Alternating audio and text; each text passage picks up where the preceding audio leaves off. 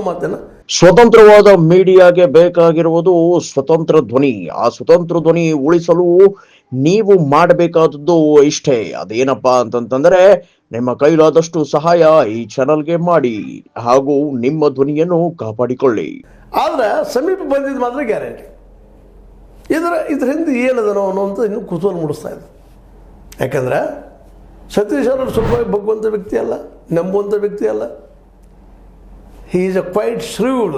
ಹಂಗೆ D K she ಅವರು ಸರಿ ಇವರು ಸಮಸಮಾನ ನಿಲ್ಲುವಂಥ ಮತ್ತು ಒಕ್ಕಲಿಗರ ಲೀಡರು, ಒಕ್ಕಲಿಗರ ಸಮುದಾಯ ಸಹಿತ ಇವತ್ತು ಮುಖ್ಯಮಂತ್ರಿ ಆಗ್ತಾರೆ, ಎಲ್ಲರೂ ಇವರು ಬೆನ್ನಿಗೆ ನಿಲ್ಲುವಂಥದ್ದು.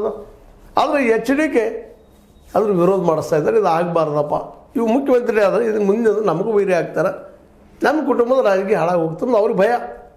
ಹೀಗಾಗಿ ಈ ಎಲ್ಲ ಒಂದು ತಿಕ್ಕಾಟದ ಮಧ್ಯದಲ್ಲೇ ಸತೀಶ್ ಅವರು ಏನೋ ಒಂದು ಹಾದಿ ಹುಡುಕಿದ್ರ, ಡಿ ಕೆ ಶಿ ಅವರು ಒಂದಿನ ಹಾದಿ ಹುಡುಕಿದ್ರ, ಸಿದ್ದು ಅವ್ರನ್ನ ಬದುಕಿ ಸೇರಿಸಿದ್ರ, ಸಿದ್ದರಾಮಯ್ಯರವ್ರನ್ನ ಬದುಕಿ ಸೇರಿಸಿದ್ರ.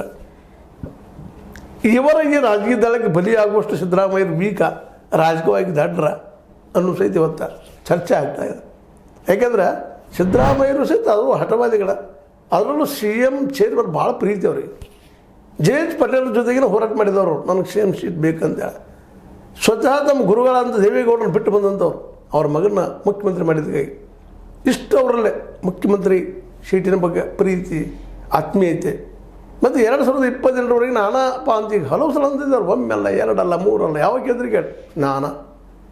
ಇಂಥ ಸ್ಥಿತಿಯಲ್ಲೇ ಸಿದ್ದರಾಮಯ್ಯರ ಮುಂದಿನ ನಡೆ ಏನು, ಅಥವಾ ಸಿದ್ದರಾಮಯ್ಯರನ್ನ ಸತೀಶನ ಬಿಟ್ಟಾರೇನು, ಅಥವಾ ಡಿ ಕೆ ಶಿ ಅವರು ಸತೀಶ್ ಅವರನ್ನು ಸಿದ್ದರಾಮಯ್ಯರಿಂದ ಒಡ್ಕೊಳ್ಳೋಂಥ ಪ್ರಯತ್ನ ಮಾಡಿದ್ದಾರೆ. ಇವೆಲ್ಲ ಇವತ್ತು ದೊಡ್ಡ ಚರ್ಚೆ ರೀ.